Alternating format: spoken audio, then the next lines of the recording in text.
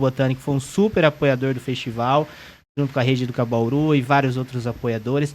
A gente teve 45 apoiadores nessa edição. E eu acho que o que é interessante para o público é isso. Como que a gente acaba inserindo a criatividade dentro do nosso dia a dia de uma forma mais leve, obviamente aceitando aquilo que sai do controle, lidar com o erro também é bem importante, não ficar com aquela autocobrança. A gente se divertiu bastante apesar da cobrança, a gente tinha um prazo para executar tudo isso. A gente deu muita risada, a gente conheceu muito, a gente comeu muita coisa, o pessoal brincou aí com o Lucas a respeito do tamanho do prato, mas eu também peguei vários pratinhos ali, fui repetindo várias vezes, né? Então, a gente tenta aproveitar ao máximo. O Lucas falou um negócio que é interessante. Como ele colocou a mão na terra, literalmente, foi lá, ele começou a perceber a visão que ele tem sobre o Cerrado no dia a dia mudou. Então, para mim, a criatividade se manifestou da melhor forma possível. Criatividade para melhorar a qualidade de vida. Eu tive uma relação muito próxima com o Pequi. Inclusive, nessas andanças de bicicleta, a gente conseguiu uma pauta, antes mesmo do festival começar, sobre o Cerrado, de uma grande mídia de circulação aqui em Bauru. Foi a primeira específica sobre o Cerrado, de 9 minutos, num programa no horário de almoço, e está na internet também. Vocês podem depois pesquisar, @Festival Cria Bauru, tem um detalhe sobre essa matéria. Então, você que está aí em casa, que está querendo agora, como que eu vou usar minha criatividade para viver melhor? São nessas ações, não precisa ser algo megalomaníaco, não precisa imprimir um lobo-guará em 3D, até porque a gente fez isso aqui também, foi uma baita... O pessoal do Fab Lab Citeb Bauru fez assim uma operação, uma missão quase impossível, mas eles conseguiram, gente. E isso aqui, ele tá tão famoso que ele circula a Unesp inteira, agora tá circulando com a gente agora pela cidade. E agora a gente tá indo infelizmente, pros finalmente aqui do programa, que tá muito legal o papo. Agradecer a Júlia Goya, o Lucas Melo.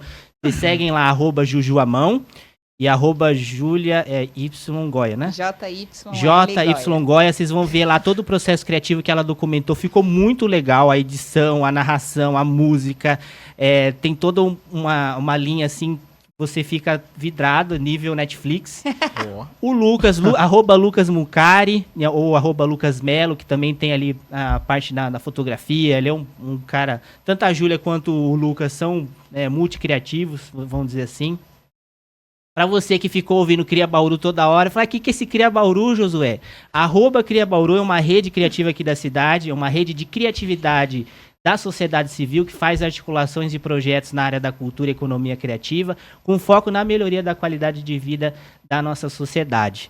E a gente vive, assim, obviamente com os desafios do dia a dia, mas o que eu acho mais legal, agradecer os dois por estarem com a gente na jornada, é que a gente, a gente passou aperto, a gente se divertiu bastante, deu muita risada, colheu muitos frutos, né? Muitos dos apoiadores, a gente está vendo que conseguiu algum tipo de conexão, a gente faz amizade, faz projeto junto, sai para tomar um café, comer um lanche. E agora eu gostaria, para a gente finalizar, que cada um trouxesse alguma dica para o público, pode ser de um livro, de um filme, de um podcast, de alguma coisa que vocês acham que o público pode assistir, gostar e começar a se interessar mais pela essa parte da criatividade. Nossa, isso. Não precisa ser algo assim, tem que ter criatividade.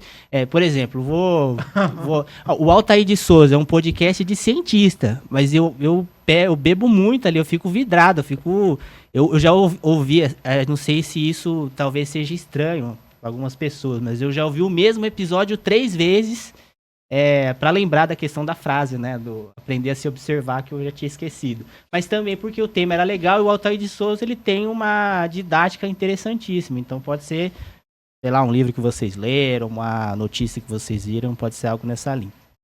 Nossa, Vamos lá, eu não sou do time de, ler muito, né, porque como eu tenho dislexia, eu tenho uma dificuldade de leitura, né.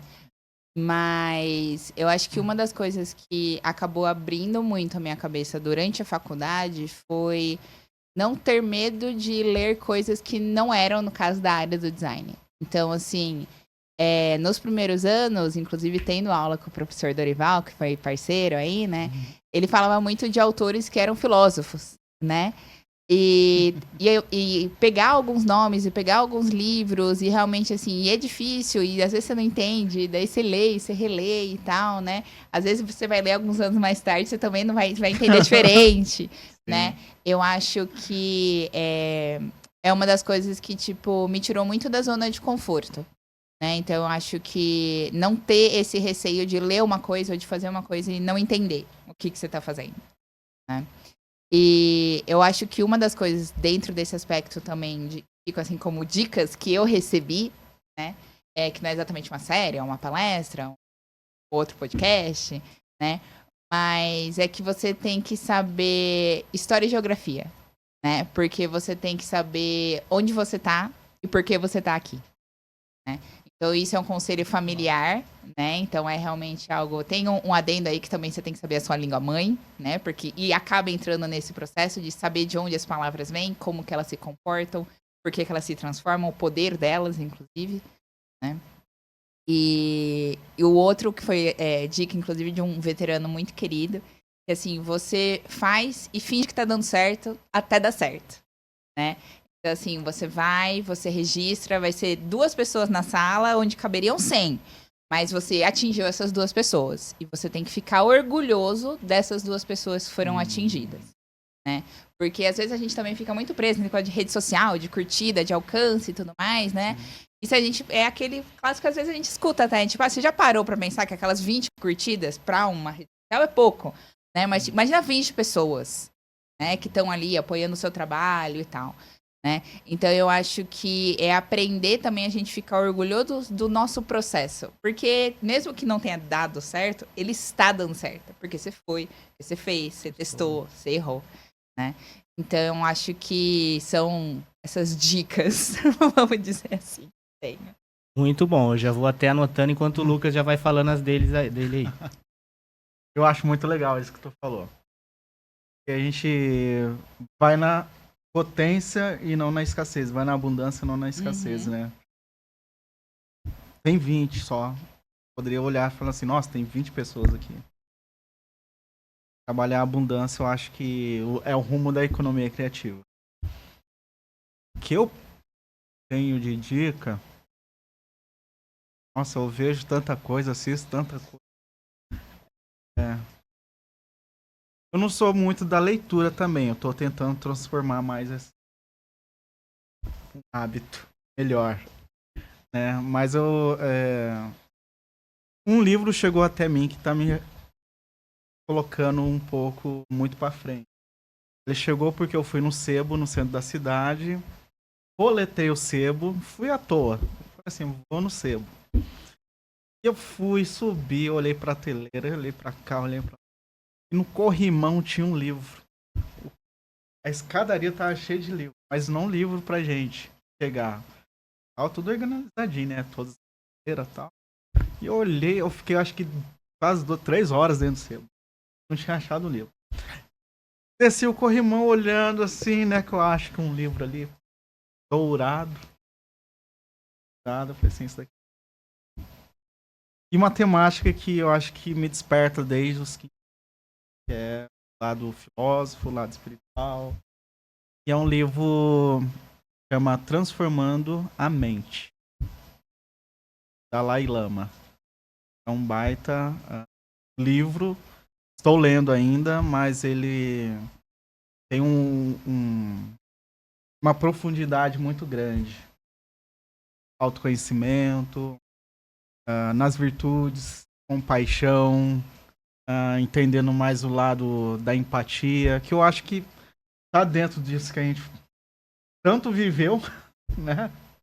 E tanto também expressa enquanto ofício, né? O quanto que a gente realmente está pegando aquele trabalho e sendo empático com as pessoas, trabalhando realmente virtudes que vai crescer tanto eu, tanto, né? E dificilmente na área criativa tem esse acesso, né? Então sair da zona de conforto, de fato, de você buscar fora do âmbito criativo, de fato, eu acho que disciplinas que falam sobre criatividade. Eu acho que é muito método, né? Hábil. Eu acho que quando tu começa a abrir poucamente pra... o que eu estou fazendo com aquela ferramenta, o negócio funciona bastante. Então esse livro, para mim, está sendo bastante um divisor de águas. Entender um lado oriental, Dalai Lama, né, um outro ser iluminado, e falando de algo que é muito complexo para nós, ser humano, que é a mente. Então fica essa dica. Muito legal as dicas, já anotei aqui. Tem bastante coisa para você aí de casa, se quiser. É só anotar, botar na lista. Vou aproveitar aqui que eu li no chat. Eu cometi um equívoco enorme. Eu fiquei falando aqui de tecido, arte com tecido. A gente falou de Crisálidas. Eu esqueci de falar o arroba Crisálidas Bauru. Segue o projeto no Instagram, é muito legal. As meninas junto com a Ju, o ambiente lá é muito divertido. Sempre tem cafezinho muito gostoso, então conheçam o projeto mais de perto. E conheçam o @Pureza Filmes e esse programa Pureza Cast, porque foi um papo assim, passou voando. A gente teve um papo muito legal. Muito obrigado, Júlia. Muito obrigado, Lucas. Agradeço aí o pessoal do Pureza Filmes e o Pureza Cast pela recepção. Foi muito legal, muito gostoso. Nem parece que a gente estava gravando. O Lobo até ficou aqui quietinho, não se mexeu, não latiu, não fez nada.